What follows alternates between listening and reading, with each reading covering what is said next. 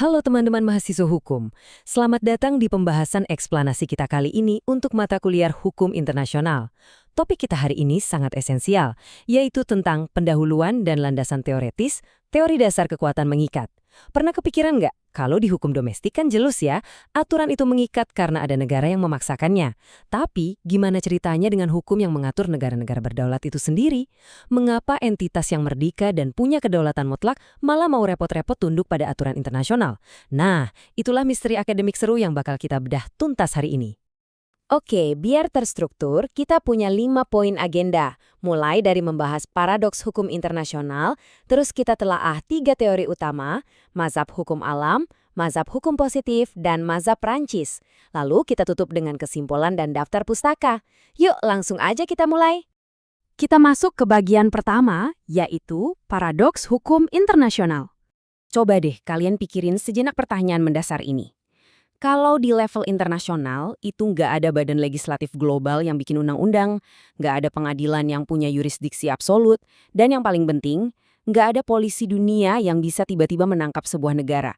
Lalu, kenapa sih negara-negara di dunia ini pada kenyataannya tetap menaati aturan hukum internasional? Ketiadaan ini sebenarnya jadi teka-teki besar. Pakar hukum terkemuka kayak Gigi Stark dan John Austin juga menyoroti hal ini. Austin bahkan sempat berpendapat secara tajam, katanya kalau nggak ada penguasa tertinggi yang ngasih sanksi, ya itu bukan hukum yang sesungguhnya. Tapi anehnya, faktanya hukum internasional itu tetap eksis dan dipatuhi kan? Nah, ketiadaan alat pemaksa inilah yang bikin kepatuhan negara-negara terasa seperti misteri yang harus kita pecahkan lewat lensa teoretis. Nah, untuk memecahkan misteri itu, kita masuk ke pembahasan teori pertama, mazhab hukum alam. Mazhab yang pertama ini ngelihat segalanya dari sudut pandang moral.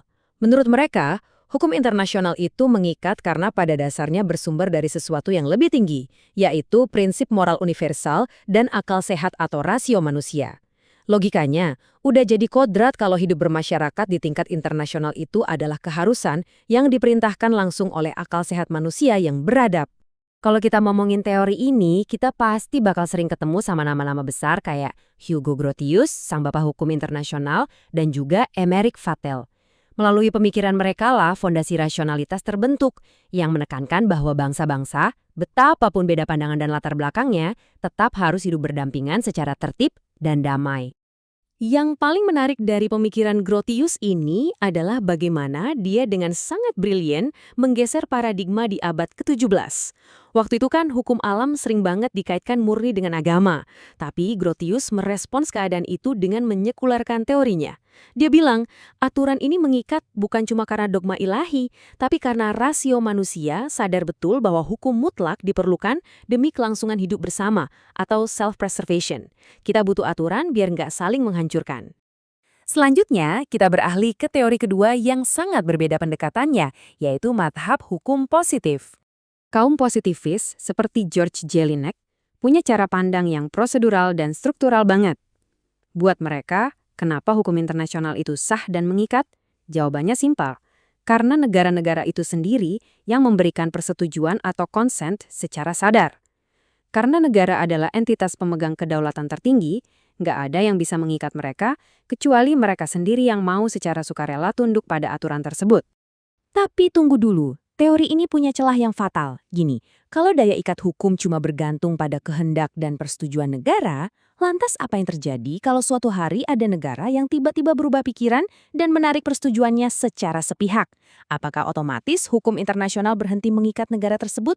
Kalau iya, berarti hukum internasional itu rapuh sekali dong, gampang banget diakali. Untuk nambal kelemahan logika tadi, muncullah ahli hukum Hans Kelsen dengan mazhab Winanya.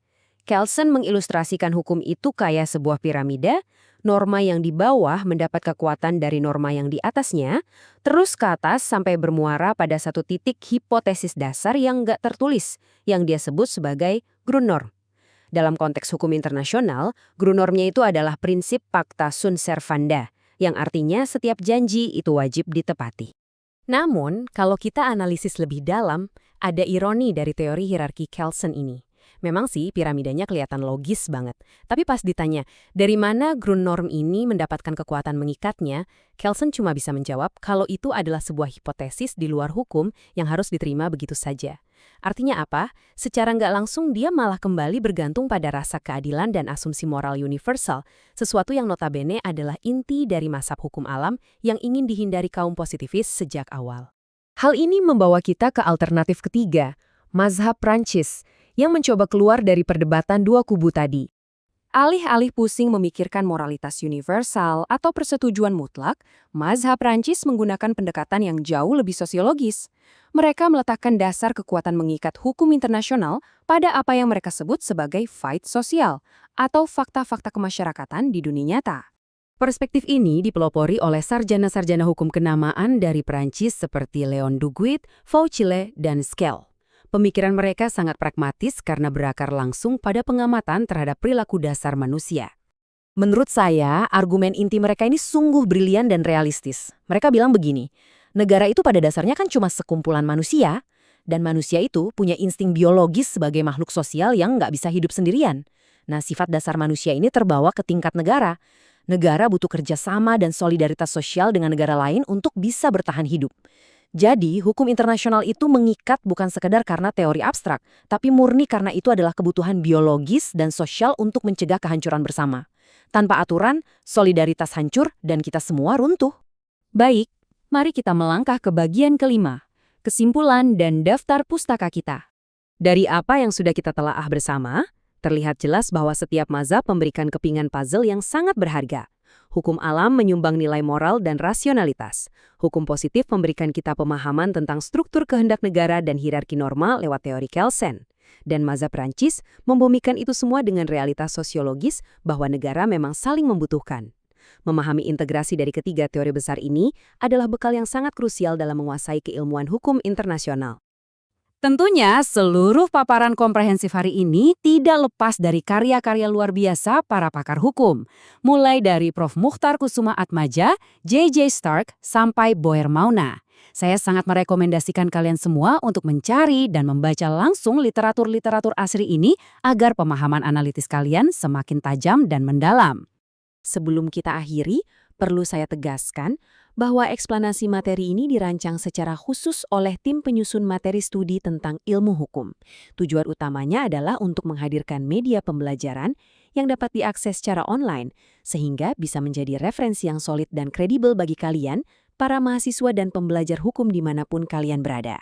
Sebagai penutup, saya mau meninggalkan satu pertanyaan reflektif yang lumayan berat nih untuk kalian pikirkan.